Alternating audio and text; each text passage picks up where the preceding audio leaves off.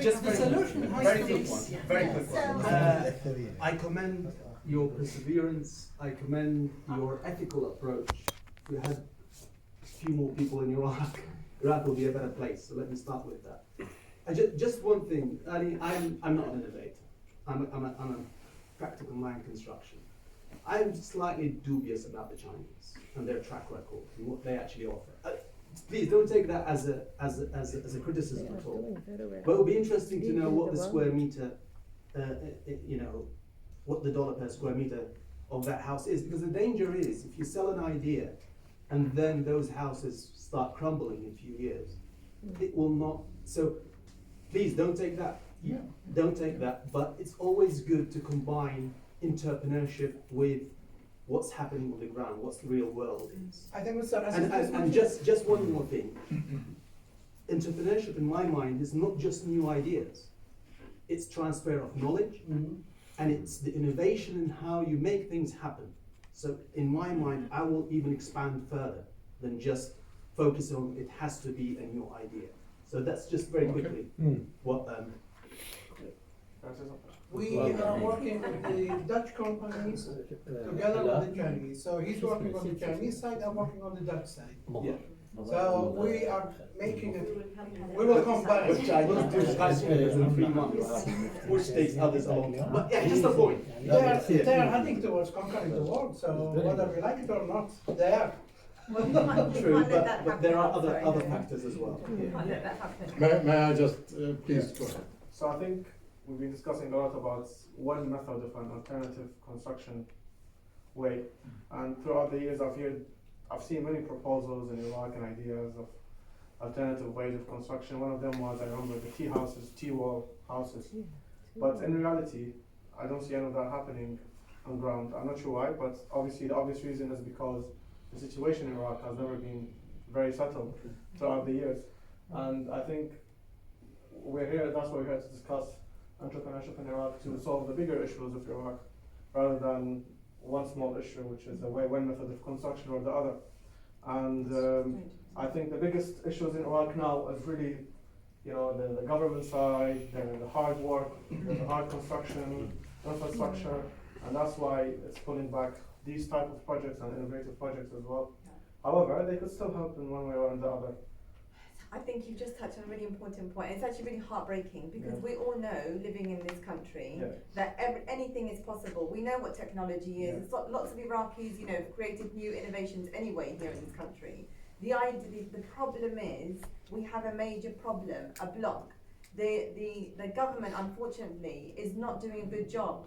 They've ruined the country. The country's in ruins. What kind of entrepreneurship are we talking about? Are we talking about something like this? It's not going to happen if the government doesn't. We need a stable government. This is why is why people are kind of going on the streets and this revolution is happening. Can Can I just come back? I'm sorry I came late. Actually, I was totally distracted in different directions, so I arrived late and I must have missed a lot of your presentation, so apology for that. You may have already covered a big part of my questions and my query.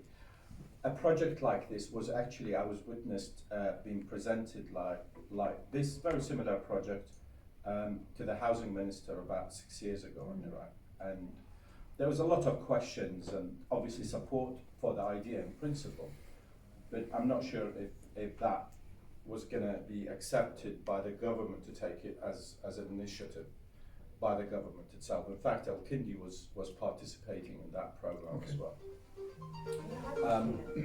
Now, I just see from a potential for a project like this that there is a combination of participation between young engineers who are interested to learn new skills, just graduated from universities, from people to be able to contribute to a project, perhaps not initially on a commercial basis, maybe on a different level, and on people who are prepared to actually donate a lot, even including free lands and what have you, for a project of this nature.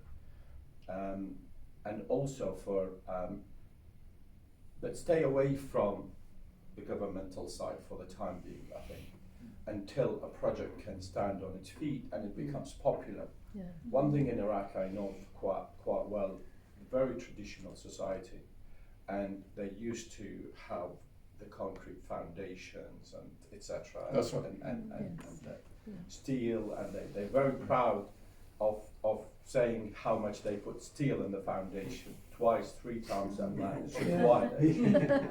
and this is something they're very happy with that. But you know, going to different kind of constructions is just take them outside from their normal process. Yeah. But I see this as a very good project if quite a number of people are prepared to put into this. And now I see this is not on a commercial initially until, as I said, That's fine. there's a lot of money actually. I'm not asking for anybody, by the No, way, I'm just to trying judge this. There I'm is giving you an example. No, I'm actually It's an supporting the excellent idea. I just example. want to I'm complete the supporting it, picture. There is actually a lot of money could be put, not by the government, let's stay away from it, by individuals who are prepared. As we know, there's so many hundreds of thousands of orphans and whatever, people who are unable to have any homes. So something like this will actually suit quite nicely. Yeah. So there are people who are prepared to give money, there are people prepared to give land and time from young engineers who are prepared to learn. And I think we can combine, this is where I think Kindi can contribute about combining some of the I think projects. let's not limiting ourselves into one particular subject or topic. Forget about the material, how long it takes to build a house or a room. That is irrelevant. The idea is how to facilitate this, how to make it a viable project or initiative.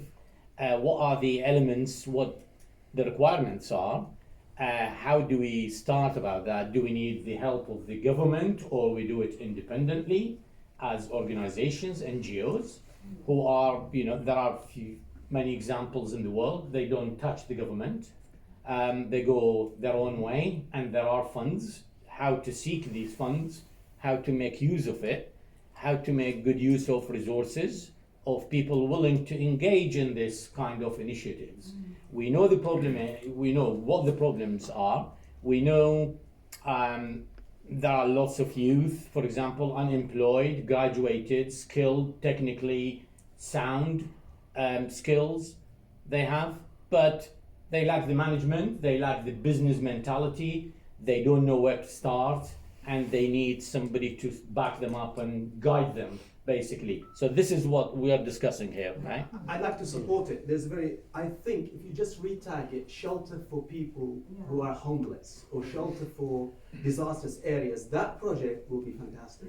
Because then you are actually providing a fit for purpose solution. I've done my project. You do yours. We'll talk about what we're trying to do later. Let me move on. We're losing time. yeah, I'm sorry yeah. about this. We're losing time. Yeah. There is another. I won't spend too much, because if that one blew your minds, this will be even more so. All right. Do you know the number one entrepreneurial project in Iraq is called Saipa? It's an Iranian car that boys buy to run as a taxi. They call it Saiba. Saiba. لأنه هي And the سايبة. Saiba costs $7,000 each.